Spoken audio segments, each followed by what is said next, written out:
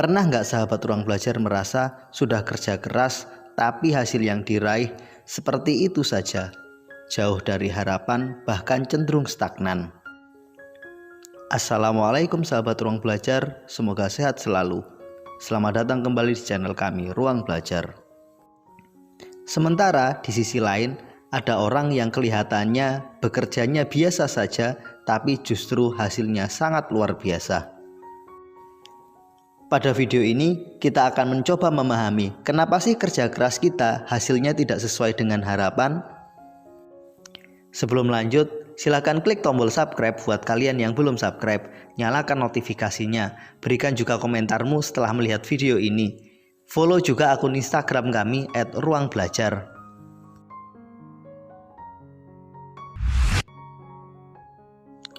Sebagian orang merasa sudah bekerja keras, mengorbankan waktu, pikiran, dan tenaga, namun hasil yang diraih jauh dari harapan. Sementara di sisi lain, ada orang-orang yang terlihat pekerjaannya menyenangkan, tidak membutuhkan waktu, pikiran, dan energi yang besar, namun memberikan hasil yang jauh lebih memuaskan.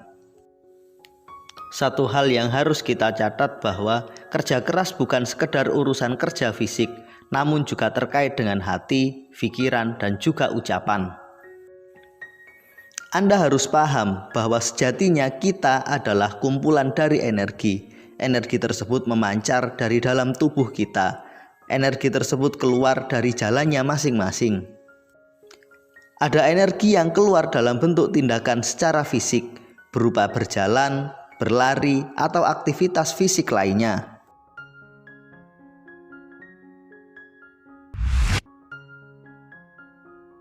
Ada pula energi yang keluar dalam bentuk ucapan, kata-kata. Sementara ada energi halus yang sangat jarang kita pahami, yakni energi yang terpancar dari pikiran dan perasaan kita.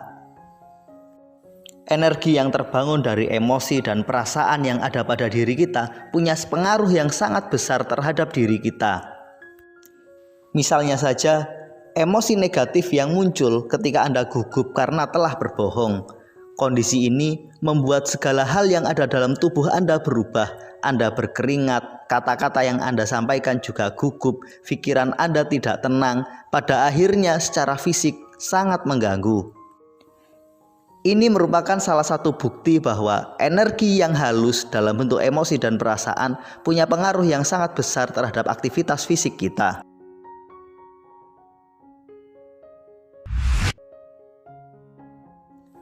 Terkait dengan konteks bekerja keras, bisa jadi secara fisik Anda bekerja keras, namun mungkin secara emosional Anda tidak terlibat secara utuh untuk mendukung kerja keras Anda tersebut. Sebagai sebuah ilustrasi, bayangkan bahwa Anda sedang berdiri di persimpangan jalan. Ada 5 jalan yang ada di depan Anda. Satu jalan mengarah ke timur, satu jalan mengarah ke barat, satu jalan lagi ke utara, satu jalan lagi ke selatan, sementara satu jalan menuju ke arah tenggara. Kemudian Anda mengatakan, saya ingin berjalan ke arah timur sejauh 500 meter. Kata-kata itu pun diwujudkan dalam tindakan. Kaki Anda melangkah ke arah timur setapak demi setapak. Setelah berjalan sekitar 100 meter, tiba-tiba pikiran Anda berbisik, sepertinya lebih menarik kalau saya pergi ke arah utara.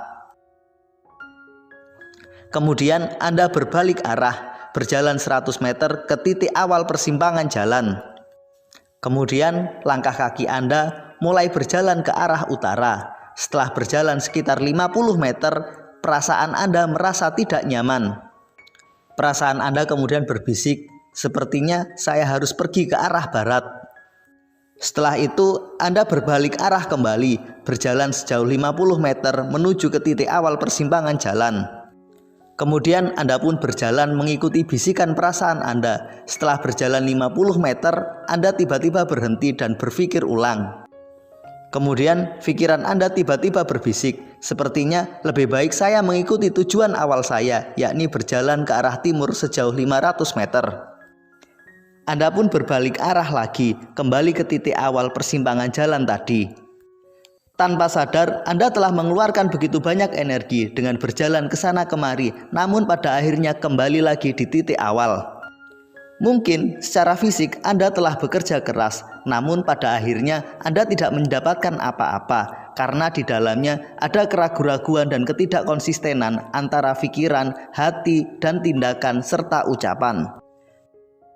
Sebenarnya ilustrasi tersebut dapat kita gunakan untuk menggambarkan konsep kerja keras yang Anda anut. Bisa jadi hasil yang tidak sesuai dengan harapan yang selama ini Anda raih adalah buah dari ketidaksinkronan antara kata-kata, pikiran, perasaan, dan juga tindakan Anda.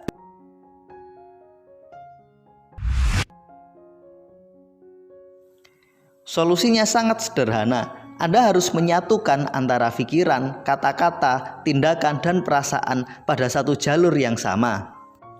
Sebagai ilustrasi, misalnya saja Anda mengatakan, saya ingin memiliki penghasilan 10 juta per bulan. Setelah itu tiba-tiba pikiran Anda membayangkan, jika saya punya penghasilan banyak, nanti teman-teman saya, tetangga saya, keluarga saya akan banyak yang pinjam uang ke saya. Kemudian perasaan pun merespon, membayangkan perasaan negatif yang muncul ketika ada orang yang pinjam uang kepada kita, kemudian tidak dibayar. Walaupun antara pikiran, hati, dan kata-kata tidak sinkron, tapi Anda tetap bekerja keras dengan harapan memiliki penghasilan 10 juta per bulan. Secara fisik, Anda telah melakukan tindakan yang sangat luar biasa, namun kenyataannya hasilnya tidak sesuai dengan harapan. Apa sumber permasalahannya? Karena antara tindakan Anda, kata-kata Anda, pikiran dan perasaan Anda tidak sejalan. Kata-kata dan tindakan Anda menginginkan penghasilan 10 juta per bulan, namun pikiran dan perasaan Anda punya rasa takut. Takut kalau punya penghasilan tersebut akan banyak orang yang pinjam uang kepada Anda. Kata-kata dan tindakan Anda menginginkan penghasilan yang banyak, sedangkan pikiran dan tindakan Anda justru tidak menginginkannya.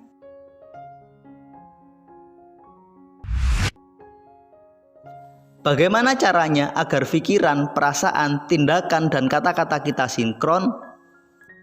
Salah satu caranya adalah perbaikilah sholat Anda. Bukankah dalam sholat kita berlatih untuk menjadi khusyuk? Dalam sholat kita berlatih menyelaraskan antara kata-kata, pikiran, perasaan, dan tindakan. Dalam konteks perkataan, kita mengucapkan lafal bacaan-bacaan sholat. Dalam konteks tindakan, dalam sholat, kita berlatih untuk melakukan setiap gerakan sholat dengan baik. Sementara dalam konteks hati, kita berupaya untuk meyakini setiap lafal bacaan yang kita sampaikan. Sementara dalam konteks pikiran, kita berusaha memaknai setiap kata yang kita baca ketika melakukan sholat. Sholat merupakan media yang sangat sempurna untuk melatih sinkronisasi antara pikiran, tindakan, perasaan, dan kata-kata. Pada akhirnya, ketika sholat kita khusyuk, sholat kita baik, itu menandakan bahwa kita dapat menjaga keselarasan antara pikiran, tindakan, kata-kata, dan juga perasaan.